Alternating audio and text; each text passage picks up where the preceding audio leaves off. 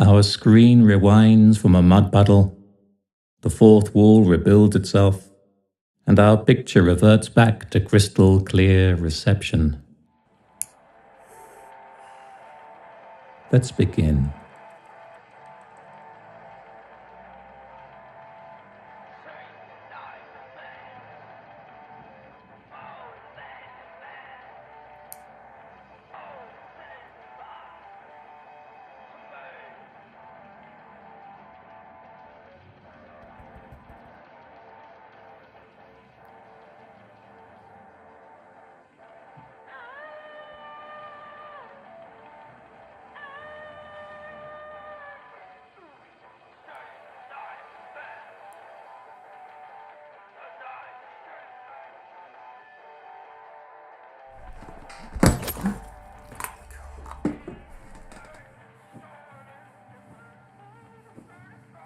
Why is the butterfly the only insect that gets an effect named after it?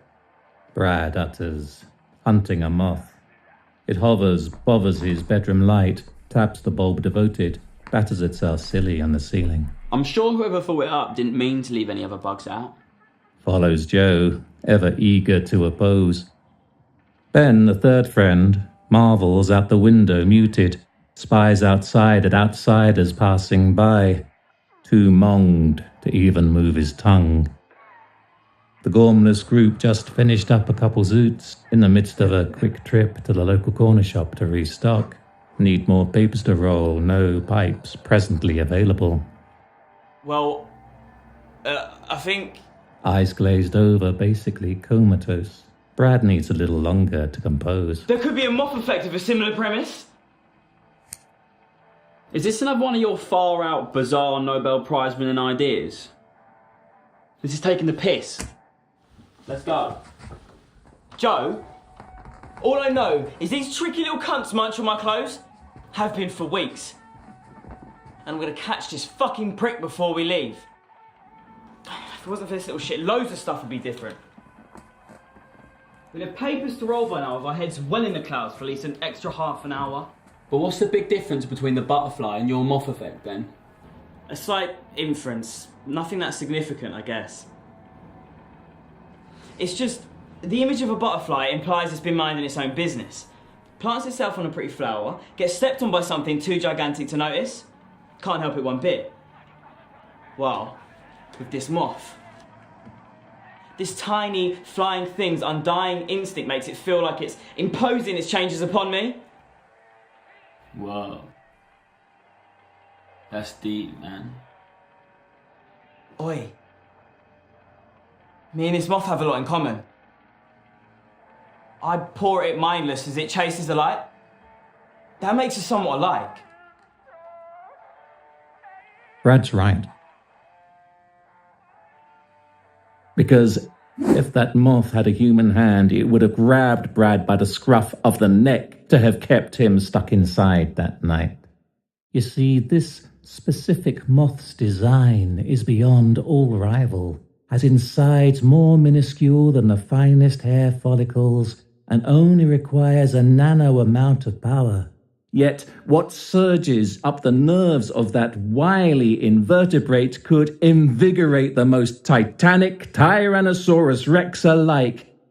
But alas, dinosaurs aren't alive and lack the right size or devices to fly that close to a Croydon flat, making the moth the perfect life form for the job on this one. Space's most suburban stars synchronize, cosmos blush in formation. Gods fiddle with their Milky Way grey beards, nestled up in nebulas aeons away, send emergency Chinese whispers gallivanting across galaxies all the way to Earth, which decide Brad doesn't die today. In this universe, no sir.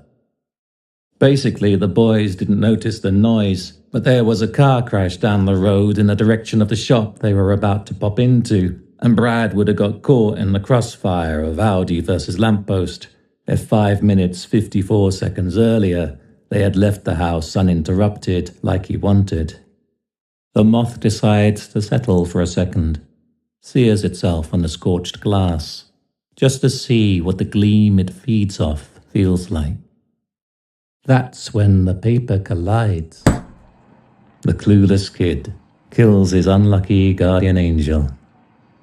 The god's message must have got messed up in the whisper, because no deity decided on homicide this time. Well, I suppose that's over. Can we go now? Joe proposes, about ready to blow. I don't know what triggered it, but lately I've been bewitched by a lot of pretty existential questions.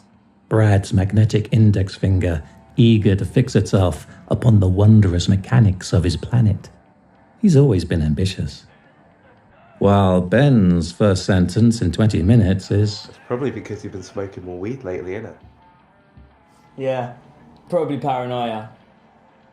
But recently I ain't known what to think. Bruv, you want the truth? You're on telly, and we're the actors in it. Oh, fuck off. Oi, I'll admit it.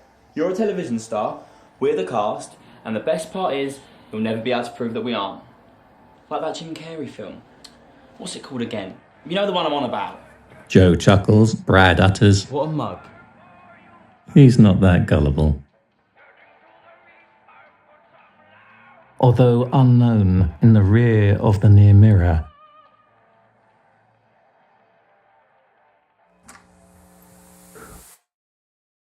as Joe maintains his hair, wipes his nose, wishes he owned more designer clothes carelessly. Analysts stand there, taking notes, and make jokes about how he reckons the extra money spent would make him look sexier. Meanwhile, worldwide, another million or so watch The Joe Show, surveying wide-eyed, gaping, nocturnal, crooked-necked like owls from their leather-perched lounge, as thousands of actors gather to give the impression that Joe's world is actual. The fact of it all is behind his bedroom wall is a film crew, and his globe's revolved around by a crane moon, which constantly shoots as producers constantly loot.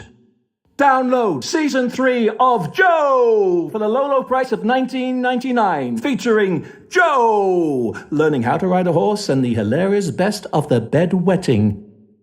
Viewers scrutinize from a future millennium because they find it funny how we functioned. The most basic Jersey cow grazes, gazes out into a matrix field. The greenest grass smells, tastes, and even feels like the real deal. Our average Joe, an amalgamation of everything he's paid attention to as follows. First cartoons, then boobs, and finally the news.